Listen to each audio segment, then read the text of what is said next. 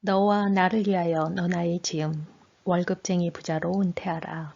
3년 만에 30년치 연봉을 번 김 과장의 시스템 마련법.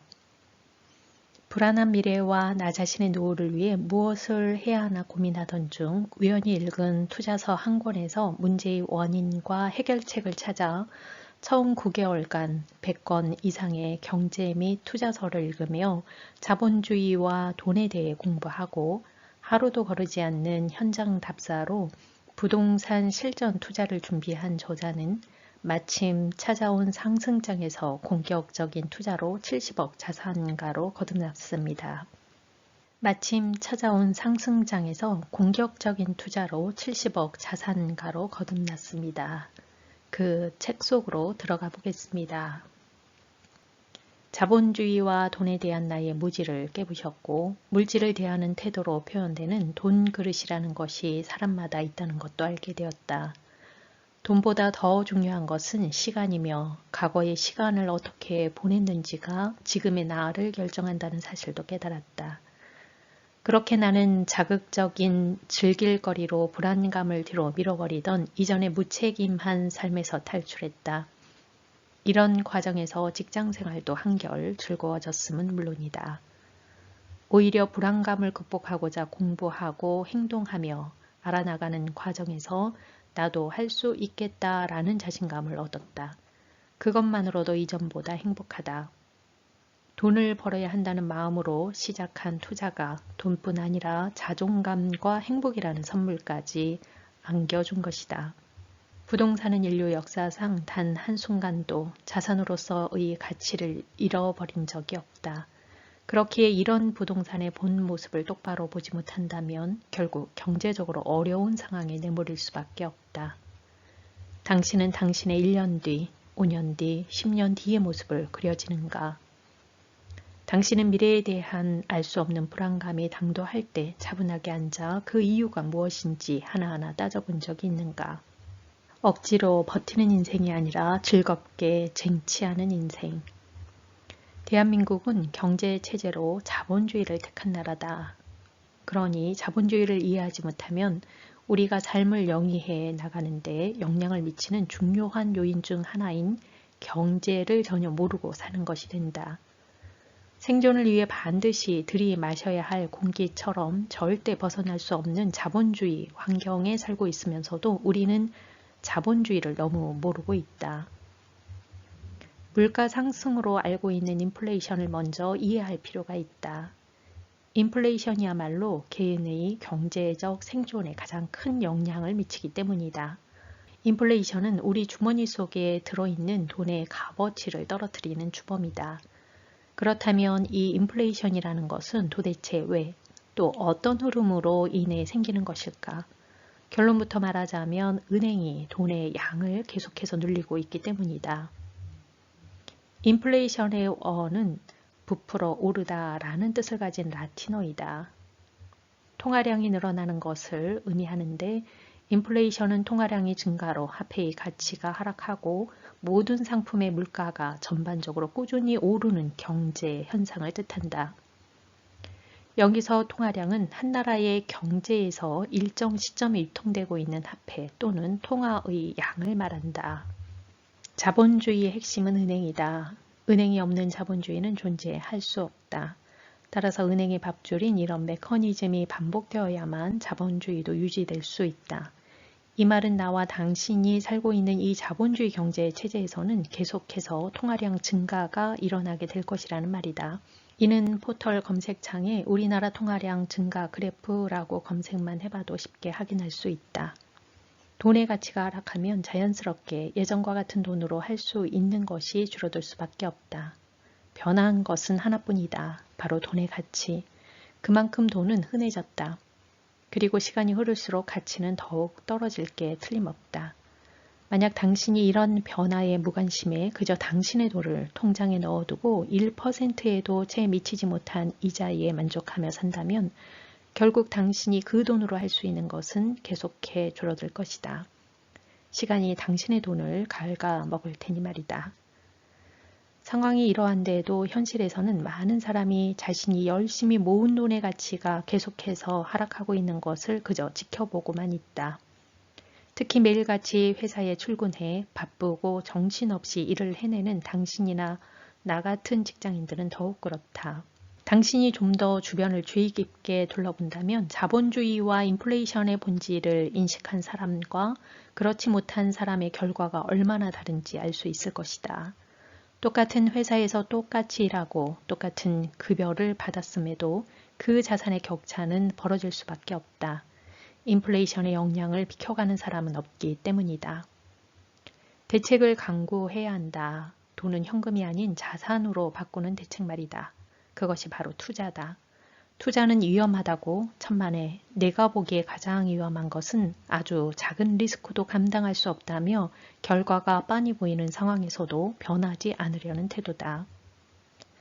자본주의 경제가 하나의 무대라고 생각해보자. 무대 위에는 3명의 배우가 있다. 어느 한 명 빼놓을 것 없이 모두 주연급이다. 그 3명의 배우는 가계, 기업, 정부다. 우리가 살아가는 사회에서는 모든 부가 이 3주체에 의해 창출된다. 이 3주체가 힘을 합쳐 무언가를 생산해낸다는 뜻이다. 함께 힘을 합쳐 생산했으니 그것을 거둔 소득을 나누어 가지는 것은 당연하다.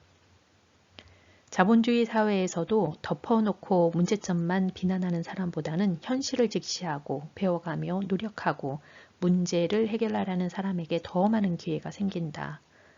공산주의 국가에 속한 국민이나 과거 봉건주의 사회 속 농노는 결코 꾸지 못한 꿈을 자본주의 사회에 살고 있는 우리는 꿀 수 있다. 물론 단점이 많고 완벽한 시스템이라고 할 수 없지만 자본주의는 나처럼 평범한 사람도 꿈꿀 가능성을 주고 이뤄낼 기회도 제공한다. 몇 차례의 경험을 통해 이 사실을 알게 되었다. 더욱더 반가운 소식은 그것이 특별한 누구라서 가능한 것이 아니라 누구나 하면 할 수 있는 것이라는 사실이다. 자본주의에서 인플레이션은 필연적이며 이로 인해 당신이 가진 현금의 가치는 점점 떨어진다. 갈수록 소득 분배의 불평등이 심화하고 있는 상황에서 가계에 속하는 당신은 예전보다 더욱 적은 몫을 가져가고 그만큼을 기업과 정부가 더 가져가고 있다. 늦은 결혼과 출산, 고령화로 인해 당신은 더욱 오래 더 많은 돈을 벌어야 한다. 투자는 당신과 당신 가족의 경제적 안정을 위해 반드시 해야만 하는 것이다. 우리가 나아가야 할 방향은 시간을 직접 투입하지 않아도 돈을 벌 수 있는 방법이다. 일을 해서 일정의 성과를 내야 월급을 받는 것 같지만 사실 회사 규정에 따라 아침 9시부터 저녁 6시까지 자리를 지키면 어찌되었든 정해진 월급이 통장에 입금된다. 신의 직장이라 불릴 정도로 업무 강도가 낮든 반대로 나의 이전 직장처럼 업무 강도가 살인적이든 우리 직장인은 결국 시간과 돈을 교환하고 있다. 이렇듯 일과 노동의 진짜 의미는 몸을 움직이느냐 아니냐뿐 아니라 내 시간을 직접 투입하느냐 아니냐와 밀접한 관련이 있다. 일단 자리를 지키기만 해도 꼬박꼬박 월급이 나온다니 안정적으로 보일 수 있지만 여기엔 굉장히 큰 위험이 있기도 하다. 어쩌다 시간을 투입할 수 없는 상황이 되면 그 순간부터 교환할 돈이 없어지기 때문이다. 소득이 뚝 끊기는 것이다. 돈을 쓰는 2가지 방식. 돈을 쓰는 방식은 나중에 가격이 오를 가능성이 있는 것에 돈을 쓰느냐, 오히려 가격이 떨어지거나 아예 비용으로 사라져버리는 것에 돈을 쓰느냐로 구분할 수 있다.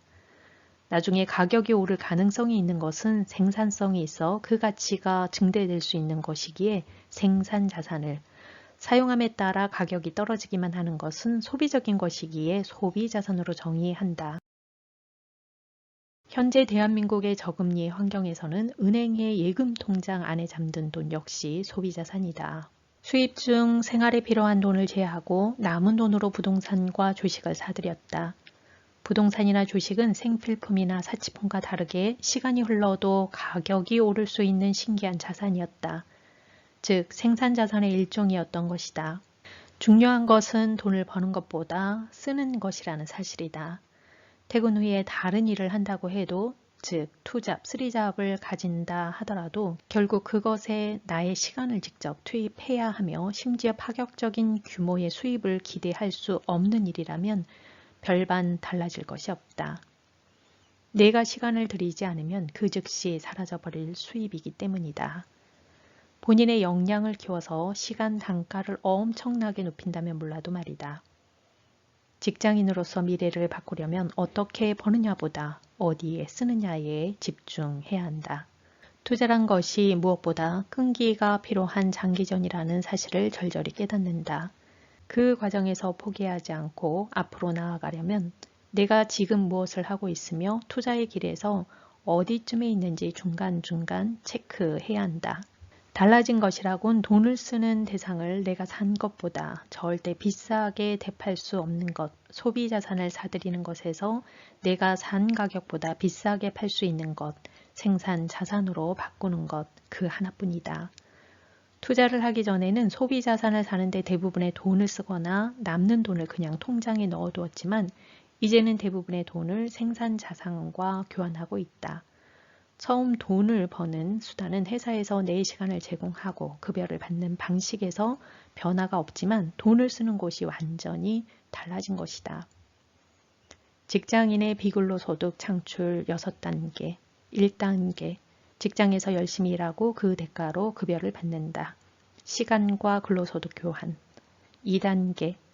소비 자산에 대한 지출을 최소화한다. 절약. 3단계. 남은 돈을 모은다. 자본화. 4단계. 모은 자본으로 생산 자산을 산다. 투자. 5단계. 이에 1단계에서 4단계를 반복하며 규모를 키워 자산 시스템을 만든다. 시스템 마련. 6단계. 시스템으로부터 일하지 않고도 소득을 얻는다. 비근로소득 확보. 결국 이 흐름을 따를 수밖에 없다. 시간을 투자해 소득을 만들고 그중 생활에 필요한 기본적인 비용을 제한 나머지를 모아서 자본화한 후 그 자본으로 생산 자산을 사는 데 쓰는 것. 바로 이것이 자본주의 원리를 깨닫고 투자라는 수단으로 부를 쌓은 사람들이 사용했던 방법이다.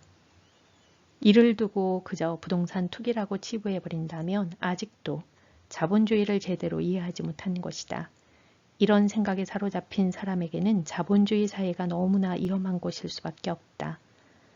필요한 것이라곤 그저 적은 돈으로 투자가 가능한 곳을 찾는 능력을 익히고 동시에 투자 횟수를 늘려 자산을 확대해 나갈 수 있는 꾸준함이다.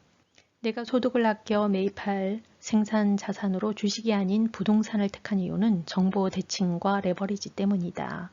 정보 대칭이란 거래에 참여하는 매도자와 매수자가 그 거래와 관련한 정보를 거의 대등하게 가질 수 있는 것을 말한다. 직접 경험해본 결과 부동산 투자는 경험이 쌓이다 보면 매매를 하는 과정에 일정한 패턴이 존재한다는 것을 알게 된다. 투자자라면 거래 경험이 하나둘 늘어남에 따라 오히려 집주인인 매도자보다 매물의 전반적인 상황을 더 구체적이고 명확하게 파악하게 되는 경우도 생긴다. 이는 부동산이 주식과는 달리 시장에 참가하는 주체의 대부분이 개인이기에 가능한 일이다. 중개소를 통해 등기부등본 같은 열람에 제한이 없는 서류만 잘 살펴봐도 매도자의 개인 사정까지 비교적 속속들이 파악할 수 있다. 이처럼 부동산은 매도자와 매수자 간 거래 정보가 비교적 대칭을 이루기에 이른바 세력의 등장으로 인한 부작용에서 벗어날 수 있다는 장점이 있다.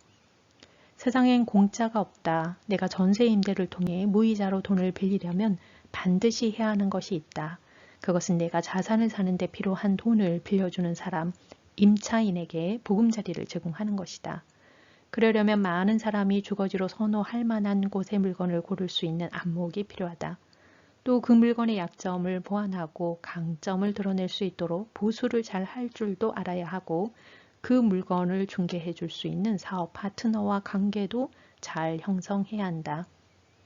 필요할 경우엔 직접 임대 홍보도 해야 한다. 이 같은 일에는 나의 노력과 시간이 투입되어야 한다. 돈에 대한 무지는 반드시 부정적 결과를 초래한다. 궁극적으로는 시간과 무관하게 돈을 버는 사람이 되어야 하며 이 포지션으로 이동하고 싶다면 돈을 쓰는 방식을 바꿔야 한다. 시간과 무관하게 돈을 벌기 위해서는 시간이 흘러도 가격이나 가치가 더 오를 가능성이 있는 것에 돈을 써야 한다. 부동산의 강점은 자산의 규모를 키우기에 적합한 레버리지를 무이자로 활용할 수 있다는 점이다.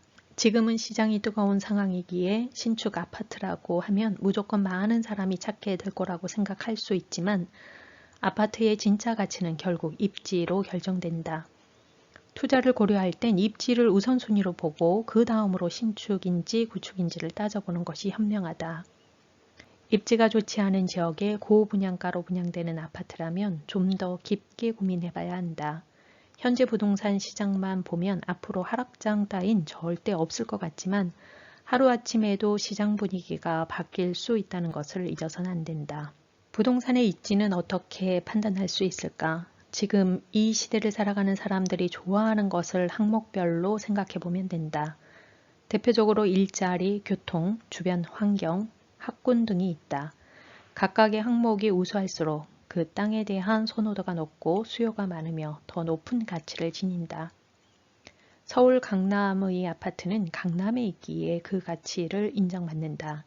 강남에는 사람들이 선호하는 여러 가지 요인인 일자리, 교통, 환경, 학군 등이 다른 위치에 비해 월등하게 조성되어 있고 이러한 요인 역시 강남을 떠날 수 없다. 따라서 그 위치에서만 가질 수 있는 특성을 갖게 된 것이다. 그것이 부동산의 입지이며 결국 가치다. 이렇게 생각하면 입지는 곧 그 땅이 어디에 있는가를 뜻한다. 내가 투자를 결정할 때 첫 번째 기준으로 삼는 것은 해당 물건이 현재 저평가된 상태냐 아니냐 하는 것이다. 이것이 잃지 않는 투자의 선결 조건이다. 해당 부동산의 가치가 가격에 충분히 반영되지 않는 상황이라는 판단이 서면 그것만으로 투자 결정 신호등이 빨간색에서 주황색 그리고 녹색으로 바뀐다. 그렇다면 호재는 나는 부동산 호재를 투자 결정의 조건이 아닌 보너스 개념으로 생각한다.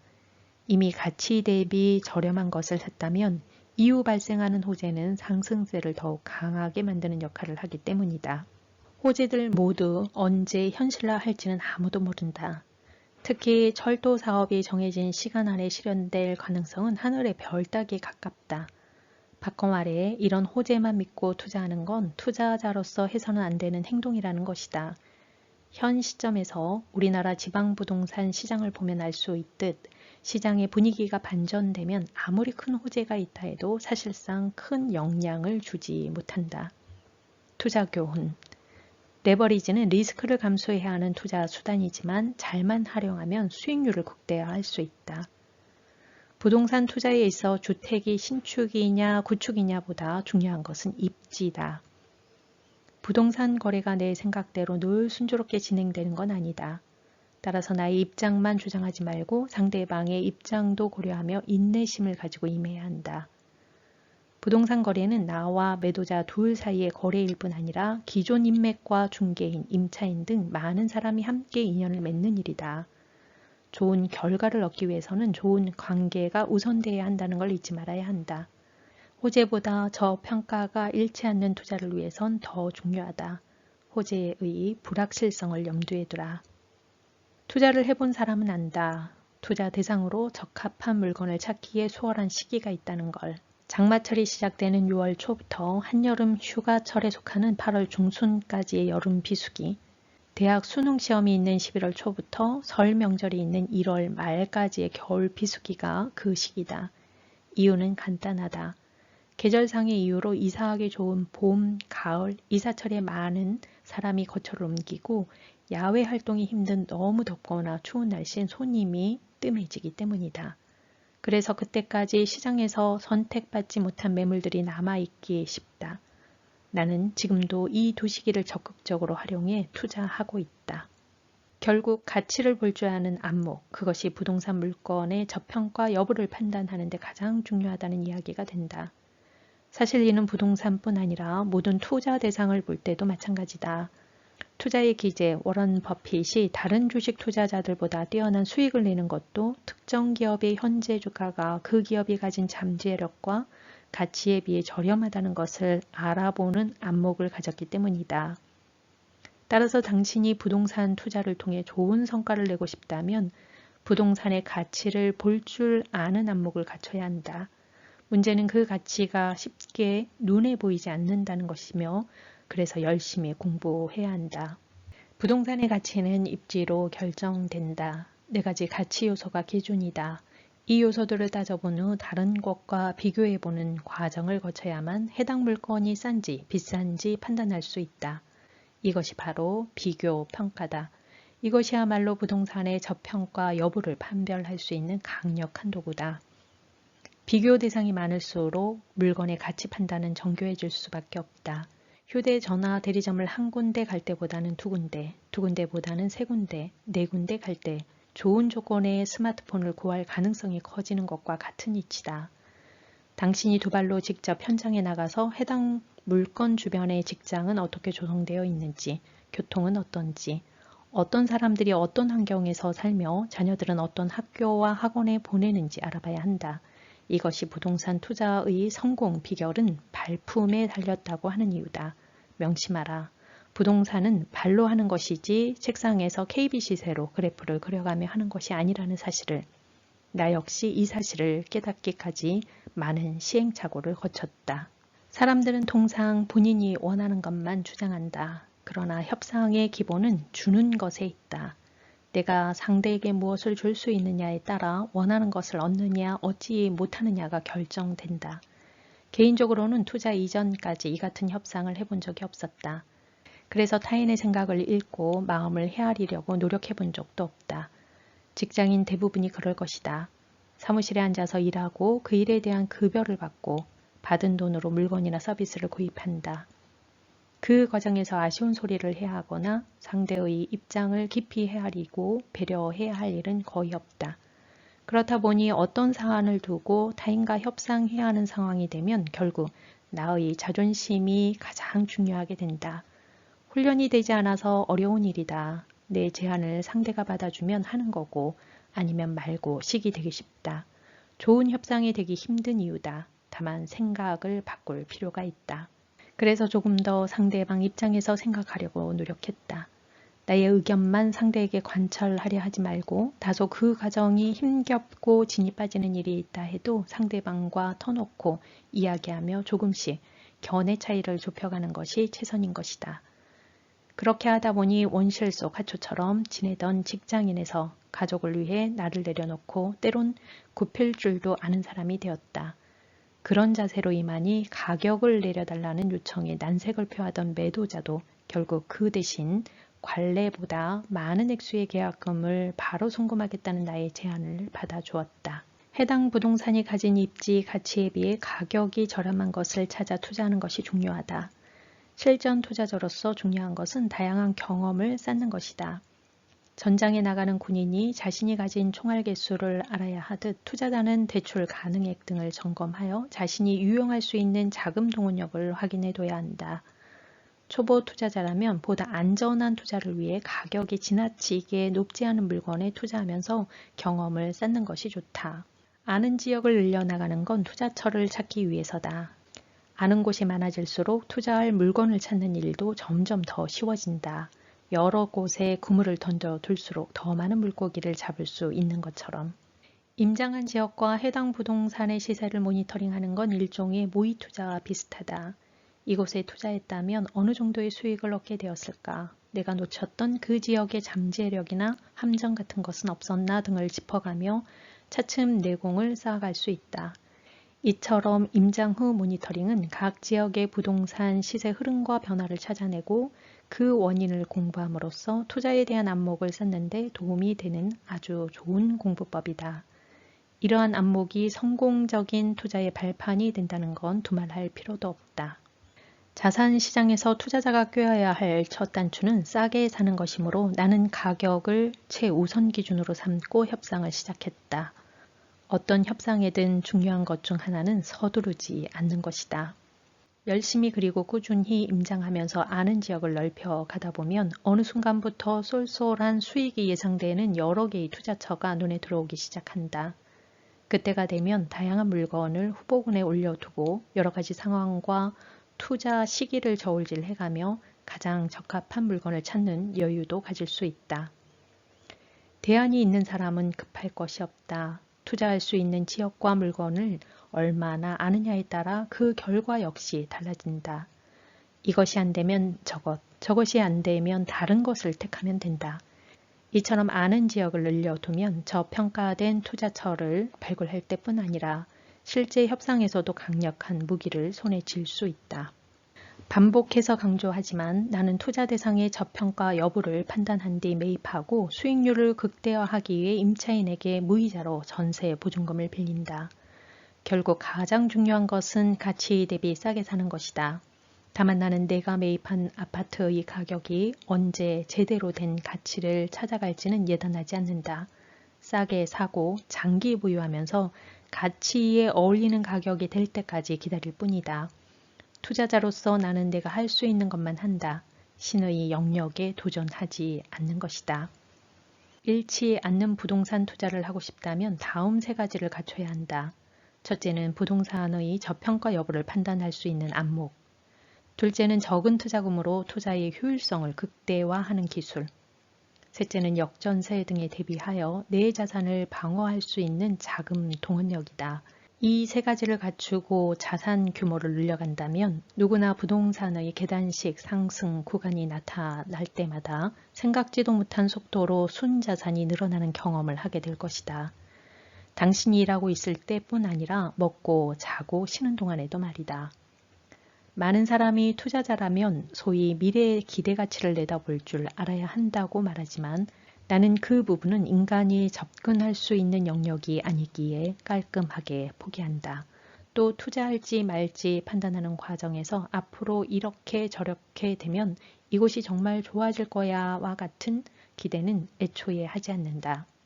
그저 철저히 현재 가치를 볼 때 가격이 저렴한 편인지 아닌지를 집중한다. 미래 기대 가치의 실현 여부는 내가 통제할 수 있는 영역이 아니지만 현재 기준으로 저평가된 것을 매수하면 그것만으로도 수익을 낼 수 있기 때문이다. 나는 내가 어찌 할 수 없는 이유로 철석같이 믿었던 미래 기대 가치가 실현되지 않는 위험까지 감수하고 싶지 않다.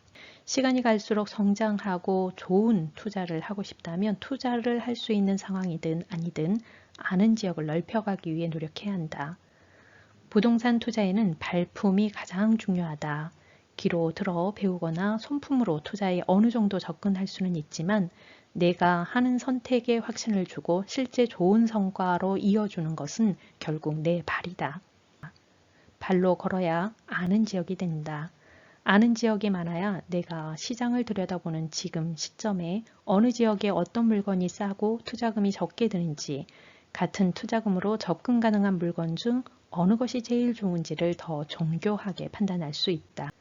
단순히 공급 물량으로 투자 여부를 결정하지 말고 가격이 가치 대비 저렴한지 먼저 고려해야 한다. 부동산의 투자의 기준 세 가지, 저평가, 적은 투자금, 자금 동원력. 아는 지역을 늘린다는 것은 투자 후보군을 늘려가는 동시에 협상에서는 유용하게 활용할 수 있는 무기를 갖추는 일이다. 때로는 매매 계약 후 새로 임차인을 구하지 않아도 되는 물건에 투자하는 것도 좋다. 위기가 한편으론 기회가 되듯 모든 기회는 위기가 숨어있게 마련인 것이다. 나는 보통 부동산 시장 분위기가 좋지 않거나 계절적 비수기일 때 매입을 진행하는데 그건 그 시기가 매수자 우위 시장, 즉 매수자에게 유리한 시장이기 때문이다. 이럴 때는 현장 분위기에 따라 같은 단지의 아파트라고 해도 불과 몇 주, 심지어 며칠 사이에 1,000만, 2천만 원의 매매가 차이가 생길 수 있다. 같은 이유로 나는 매도자 우위 시장에서 웬만해서는 투자하지 않는다. 실제로 투자 초기 시절 매도자 우위인 시장에서 투자를 진행했다가 좋지 않은 가격의 아파트를 매입한 경험이 있기도 해서다. 선호 지역엔 이유가 있다. 만약 당신이 투자에 적합한 물건을 여럿 알고 있는데 그중 어디에 투자해야 할지 행복한 고민을 하고 있다면 입지 선호도와 지역의 위상이 높아 가수요든 실수요든 먼저 물려드는 지역의 물건에 우선 투자하는 게 좋다. 가수요 유입의 특징은 실수요에만 의존하는 시세 상승에 비해 더욱 상승 기간이 짧고 폭은 더 큰 경우가 많다는 것이다. 최고의 입지와 위상을 자랑하는 서울 강남의 부동산 가격이 가장 먼저 그리고 많이 오르는 것도 이 때문이다. 투자의 목적은 무엇인가? 비근로소득, 즉 내가 직접 시간을 투입해서 일하지 않아도 돈이 스스로 일해 창출하는 소득을 마련하는 것이다. 그렇다면 이제 비근로소득 창출 시스템을 만들기 위해 필요한 종잣돈을 어떻게 마련할지 고민해야 한다. 종잣돈을 마련하는 방법은 크게 두 가지로 나눌 수 있다.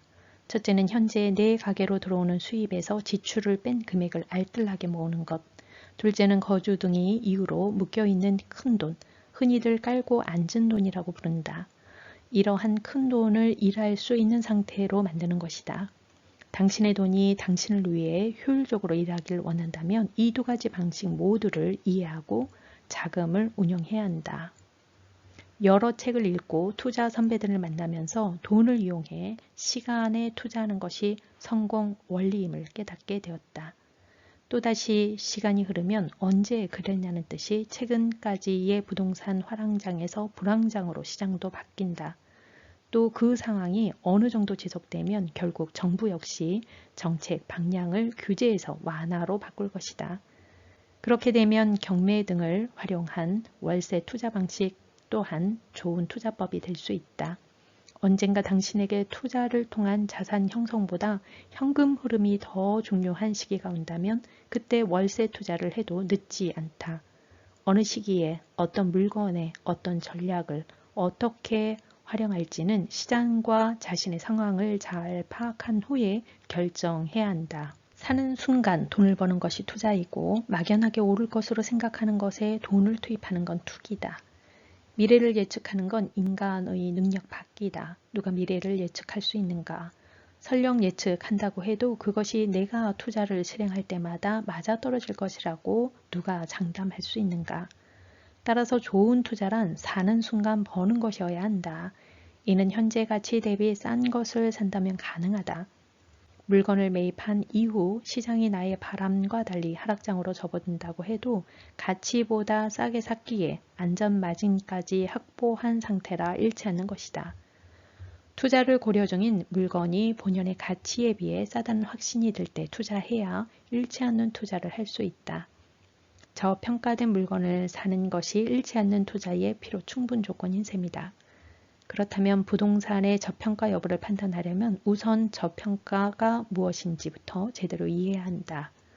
저평가란 물건의 가치 대비 가격이 싼 상태를 의미하는데 부동산의 가치는 입지로 결정되기에 입지보다 가격이 싼지, 적정한지, 비싼지에 따라 저평가 여부를 판단할 수 있다. 결국 저평가 여부를 판단하기 위해서는 부동산의 가치와 가격, 이 두 가지를 모두 볼 수 있는 안목이 필요하다.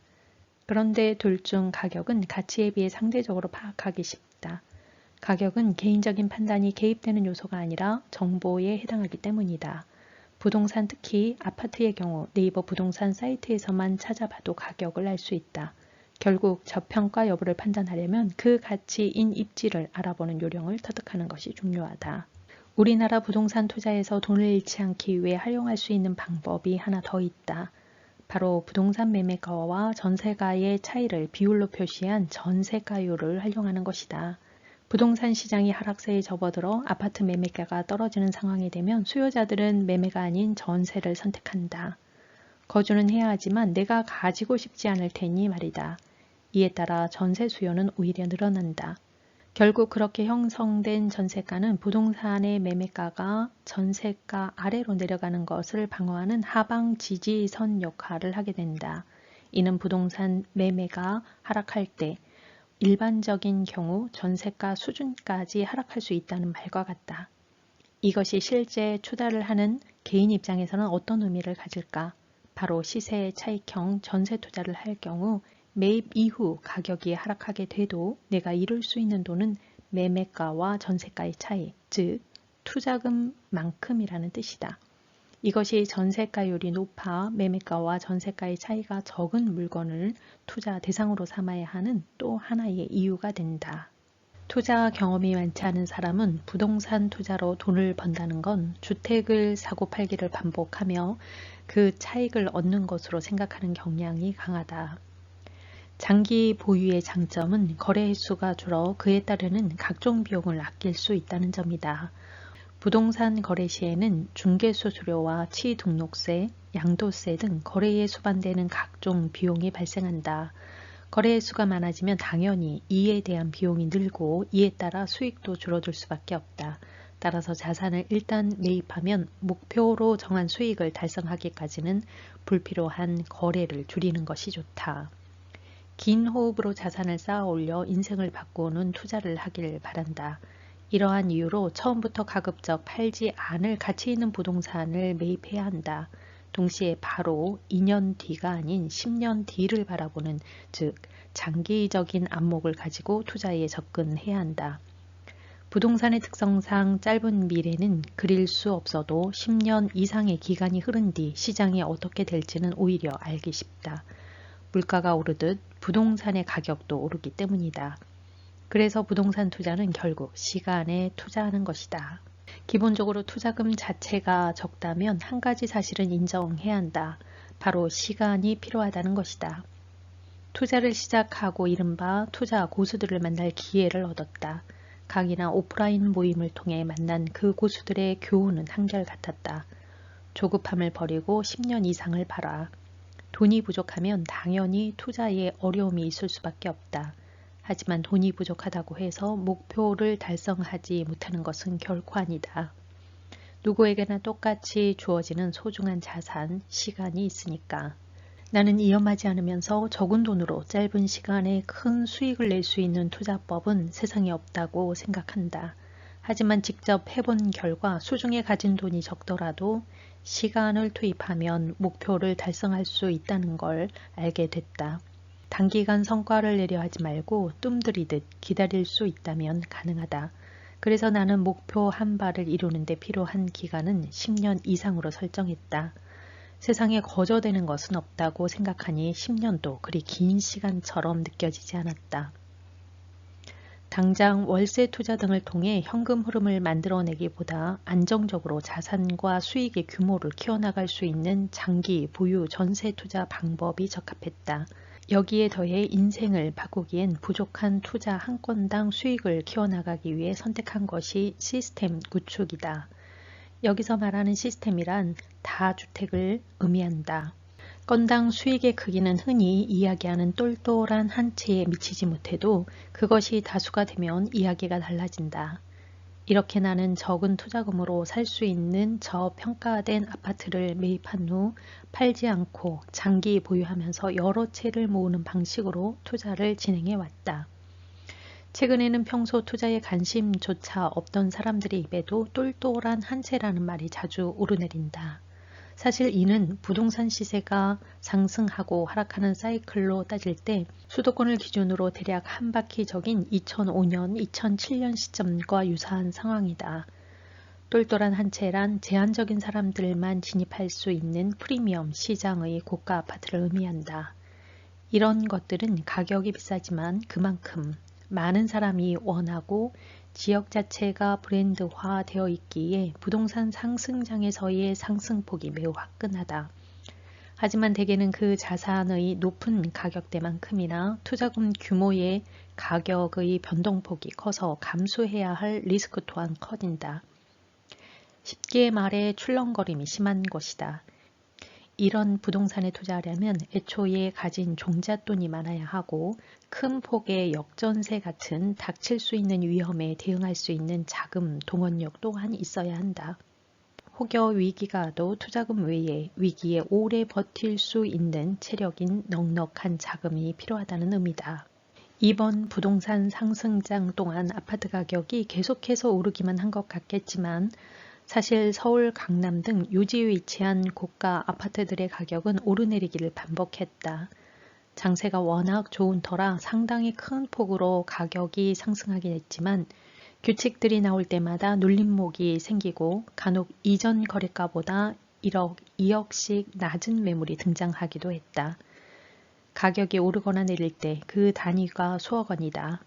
특히 상승장 안에서도 시기와 상황에 매우 민감하게 반응하는데 여기서 알아야 할 것은 전세금을 레버리지로 활용해 투자하는 경우에는 아파트 매매값뿐 아니라 전세가의 변동폭 또한 투자 성패에 큰 영향을 준다는 것이다. 공급 과잉 등의 이유로 아파트의 전세가가 2년 전보다 급락하게 되면 그 차익만큼을 마련해야 하기 때문이다. 요즘 흔히 언급되는 역전세라는 것이 바로 그런 상황이다.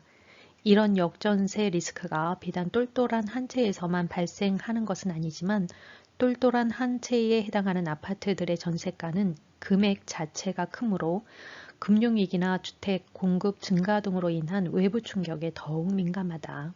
그럼에도 불구하고 똘똘한 한 채에 투자하는 방식은 여유자금이 풍부한 고액 자산가에게는 상당히 유효한 투자법이다. 눌림목에서 싸게 매입한 초우량 자산에 거금을 묻어놓고 흔들림 없이 시간을 보낼 수 있다면 장기적으로 매우 큰 수익을 얻을 수 있기 때문이다. 다만 지금 막 투자를 시작해서 투자가 익숙하지 않고 자금력이 부족한 평범한 직장인이 이런 방식으로 투자하기란 쉽지 않다. 똘똘한 한 채가 가진 변동성에 대응할 여력이 되지 않으니 말이다. 그러나 당장 이런 똘똘한 한 채 투자법을 실행할 수 없다고 해서 아쉬워할 필요는 없다. 수익을 낼 수 있는 투자처가 건당 투자금이 수억 원에 달하는 똘똘한 한 채에만 있는 건 아니다. 실제로 내가 투자한 아파트 중에는 수도권 역세권에 위치했음에도 투자금이 고작 500만 원 남짓이 든 것도 있다. 그 아파트가 똘똘한 한 채에 해당하지는 않지만 나는 이를 통해 투자금 대비 적지 않은 이익을 거뒀다. 그러나 이러한 물건 하나가 아닌 여러 개로 시스템을 구축한 덕분에 전체 수익의 규모도 작지 않게 확보할 수 있었다. 시스템 투자법이란 용어는 내가 처음 만들어 쓴 말이 아니다. 예전부터 자본주의와 부동산의 자산 가치를 이해하고 투자해온 많은 실전 투자자들이 실제로 사용한 방법이다. 시간이 흐르면서 그 투자법의 효용은 결과로 검증되었다. 이 방식으로 투자하기로 결정한 후 나는 시스템이라는 성을 쌓는 벽돌로 어떤 아파트를 활용할지 고민했다. 그 결과 비교적 입지가 우수한데도 가격 자체는 그리 높지 않은 아파트를 위주로 투자하게 되었다. 내가 매입하던 시점에 수도권 아파트 기준으로 매매가가 4억 이하이거나 전세가율이 높아 실제 투자금이 3천만 원에서 5천만 원 정도만 소요되는 것들을 대상으로 삼았다. 물론 이들 모두는 앞서 말한 저평가 아파트 찾는 방법을 통해 유사한 대상들 사이에서 비교하며 고르고 또 골라낸 것들이었다. 일단 부동산을 매입하기만 하면 전세가가 계속 상승만 할 거라고 믿으며 투자시장에 막 진입한 초보자라면 이 같은 리스크에 대해 구체적으로 생각해 봐야 한다. 그렇다면 이러한 리스크는 어떻게 준비하고 대응해야 할까? 현금 즉 유동성을 확보해야 한다. 당장 통장 속에 있는 현금이 아닐지라도 현금을 동원할 방법을 마련하는 것으로도 가능하다. 마이너스 통장이나 신용대출 등이 이에 해당한다. 이 말을 바꿔 말하면 처음부터 마이너스 통장이나 신용대출까지 모두 끌어와서 투자를 진행해서는 안 된다는 뜻이기도 하다. 장기적으로 볼 때 주택의 전세가가 상승하는 것은 분명하지만 2년마다 꼬박꼬박 언제나 전세가가 오를 것이라고 확신해서는 안 된다. 처음부터 전세가 하락에 대한 우려가 적은 물건에 투자한다. 전세의 거주자는 실수요로 보는데 이들은 입지가 좋은 곳에 몰린다. 수도권의 경우 부동산의 입지를 좌우하는 여러 요소 중에는 직장과 교통이 특히 중요하다. 지하철 역세권처럼 교통이 편리한 곳은 시장 상황과 관계없이 많은 실수요자가 선호하는 곳이기에 여러 조건이 비슷한 투자 대상을 놓고 고민 중이라면 직장 수요나 교통편의 측면에서 더 우수한 물건에 투자하는 것이 좋다. 신규 주택 입주 물량에 예정된 곳이라면 신중하게 접근한다. 기존 주택의 전세가 변동에 가장 큰 영향을 미치는 것은 신규 주택의 공급이다. 따라서 이 같은 계획이 예정된 곳이라면 최악의 리스크를 감당할 수 있는지 체크해 봐야 한다. 특히 현금 유동성이 확보되지 않은 상태에서 내가 투자하려는 물건의 주변 지역에 3, 4년 이상의 장기간, 해당 지역 인구의 1% 이상의 규모로 주택이 공급될 예정이라면 투자하지 않는 것이 좋다. 다만 나의 경우 투자하려는 주택이 저평가된 것이 확실하고 투자금도 적게 드는 물건에다가 주변의 입주가 장기적으로 지속되는 상황이 아닐 때는 현재의 포트폴리오를 고려해 매입하기도 한다. 같은 이유로 은행 통장보다는 부동산에 저축하는 것이 장기적으로 볼 때 개인의 재정에 훨씬 유리하다고 생각한다. 하지만 그렇다고 해서 마이너스 통장이나 신용대출까지 모두 동원해서 부동산에 투자해서는 안 된다. 그렇게 투자할 경우 일시적 전세가 하락장세가 펼쳐질 때 하락한 만큼의 전세금을 마련하지 못해 큰 어려움을 겪을 수 있다. 그러나 아무리 욕심나는 물건이 보인다 해도 신용대출까지 일으켜서 투자를 진행하지는 말자. 네 번째는 세제혜택 등을 위해 매입하는 물건을 임대용으로 등록하는 임대사업자라고 해도 매도해 현금화 가능한 투자 물건을 한두 개 정도는 남겨둔다. 이는 앞에 세 가지 방법으로도 도저히 감당할 수 없는 비상 상황에 대비해야 하기 때문이다. 유동성 리스크가 닥쳤을 때 가장 중요한 건 나의 시스템을 구성하고 있는 아파트가 줄줄이 무너지지 않게 막는 것이다. 다주택자라면 시세 차익이 발생한 물건 중 매도할 물건의 순서를 미리 정해두어야 한다. 짧게는 2년, 보수적으로 봐서 길게는 4년가량 전세가가 약보합할 가능성에 대비하면 된다. 전세가는 물가와 같다. 장기적인 관점에서 보면 점진적으로 상승한다. 그렇다고 모든 지역, 모든 아파트의 전세가가 매년 오르기만 할 거라는 건 아니다. 지역과 대상에 따라 온도차가 존재한다는 것을 알고 대응 전략을 마련하자. 최근 수도권의 뜨거운 상승장을 지켜보면서 결국엔 부동산 투자에 답이 있다는 걸 깨닫고 투자 시장에 뛰어든 사람이 많다. 이들 중에는 있는 돈 없는 돈 다 끌어모아서 하루라도 빨리 투자를 진행하려고 조급하게 움직이는 이들도 있다. 명심하라. 인생은 길고 투자 시장은 상승과 하락을 반복하며 리스크는 반드시 존재한다는 것을. 리스크에 대한 대응책이 없다면 나와 내 가족이 기대고 있는 성마저 한순간에 무너져 내릴 수 있다. 마음이 급하다고 무작정 자전거에 올라타서 페달부터 밟으려고 하지 말고 우선 당신이 가려고 하는 길에 놓인 장애물부터 치워라. 성공적이고 무엇보다 꾸준한 투자를 하려면 예상되는 갈등 상황을 반드시 해결을 해야 한다. 장애물이란 원래부터 못할 사람에겐 핑계거리가 되고 반드시 해내고자 하는 사람에겐 에피소드가 된다. 자전거를 타고 싶다면 자전거 타는 법을 배우는 것뿐 아니라 내가 달릴 길이 어떤 길인지를 확인하는 것도 중요하다는 걸 잊지 말자. 울퉁불퉁한 자갈길에 아스팔트를 깔아두는 것도 자전거 타는 법을 배우는 만큼이나 중요한 일이니까.